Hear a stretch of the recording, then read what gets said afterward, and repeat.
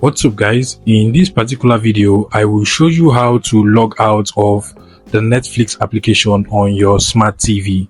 So if for instance you logged into the Netflix application of any TV and you don't want your account to be on that particular TV anymore, what you just want to do is to simply scroll to the left hand side menu just like mine, and what you want to do is to scroll to the top until you get to your account that shows your profile at the top, and you just want to click on it, and then you'll be displayed with this page that shows you all of the accounts that are currently logged into this particular YouTube app. Now what you want to do is to simply scroll down once to this profile settings icon.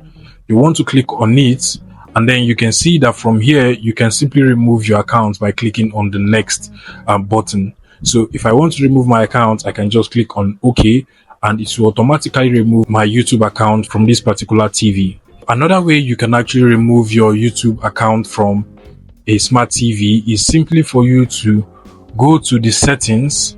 So you want to scroll down until you get to settings over here. Now on the settings page, you want to scroll to the right hand side. Now what you want to do is to simply scroll down until you get to reset app. Now by clicking on the reset app option, you can simply clear up every account that has been logged into this particular YouTube app on this TV before.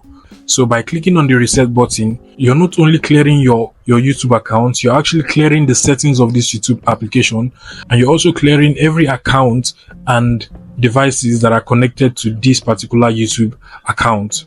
Now this is actually a good option if you want to make the YouTube app start brand new again, as though you didn't log in or as though nothing actually happened on the YouTube application. But basically it will actually help you remove your YouTube account from this particular TV.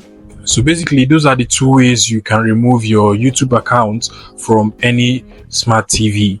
I hope this video was helpful guys. If it was, please make sure you smash that like button and subscribe to this YouTube channel for more interesting tech tips like this one.